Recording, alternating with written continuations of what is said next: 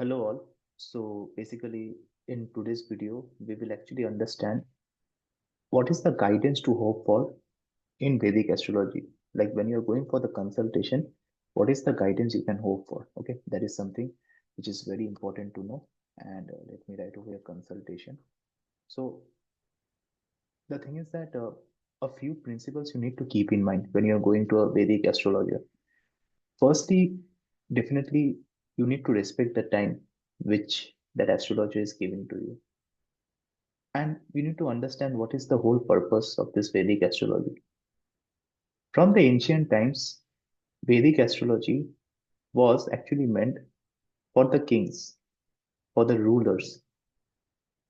Vedic astrology is meant to, protect the religion, the dharma, which we call it.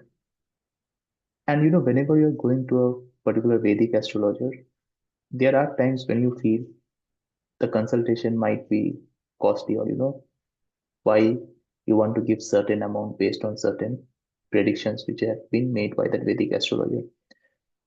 You need to understand one thing, that a Vedic astrologer also is doing certain kind of, you know, karma by giving you that consultation. So there is this ninth house, which is known as the house of luck. And basically, that's a kind of karma which he is also doing towards his ninth house. Okay. So whenever you're going to a Vedic astrologer, you need to be very clear on what is the intention, what kind of problems you're facing, and you need to be upright and upfront with that particular astrologer. So you need to ensure that basically the guidance which you are getting, the whatever the remedies that is being suggested, you need to do it with pure heart, and you need to follow it religiously, and you need to have trust in that process. That is very important. Okay. So yeah, that is something which you should definitely keep in mind. At the end of the day, as individuals, we doesn't know how to have bypasses in our life.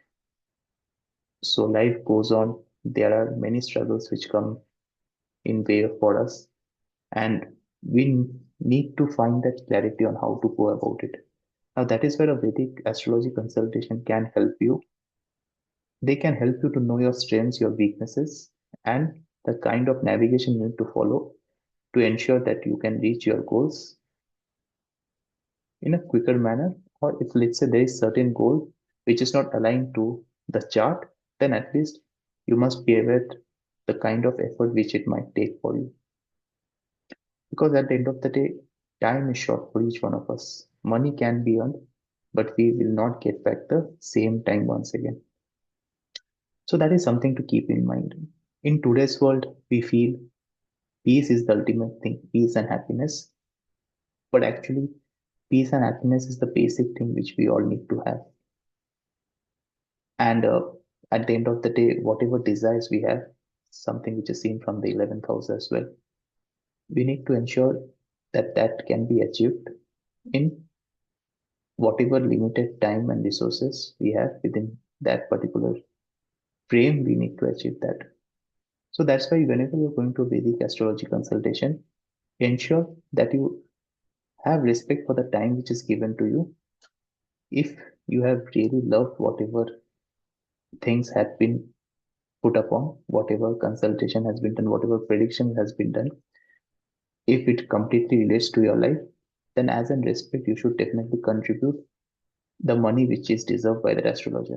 There are many astrologers, you know, like there are people who have been doing Vedic astrology consultation, and they are really expert in that, and they really don't do it with the purpose of achieving money. They really want to guide people. They actually ensure that people can pay whatever they are capable of paying. However, I've seen that people just utilize that opportunity, and whenever some guidance is given, they pay very less amount to that astrologer. It's very less compared to what they could have actually offered for that consultation.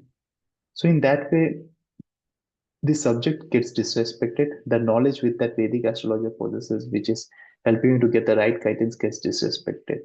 So that's why one should definitely go with a open heart, with a pure heart. You need to be satisfied, that is for sure. You need to ensure that the astrologer helps you to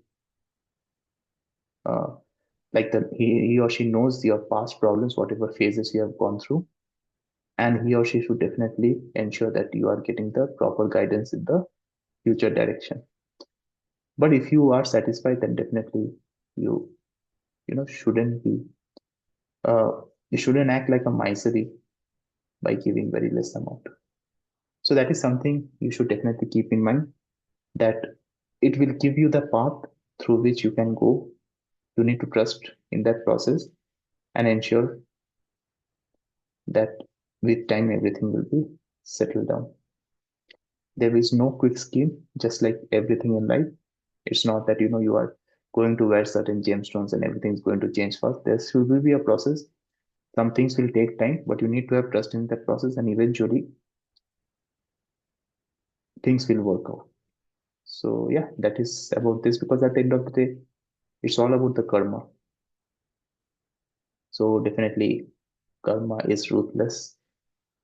It will give you whatever you deserve.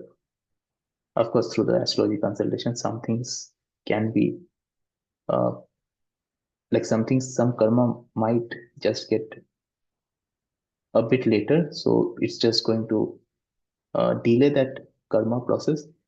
But whatever karma is written, definitely the destiny which is written is definitely going to happen at the end of the day.